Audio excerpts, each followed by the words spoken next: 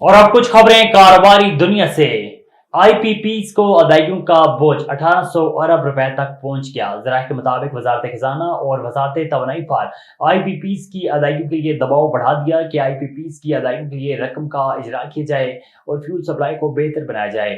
وزارت خزانہ کے ذرائع نے بتایا کہ آئی پی پیز کو ادائیگیوں میں تاخیر کرنے سے توانائی کی پیداوار میں کمی کا خدشہ ہے، جبکہ سرکاری گارنٹی کے سبب ادائیگیوں میں تاخیر سے لیٹ پیمنٹ سر چارج عائد ہونے کا بھی خدشہ ہے۔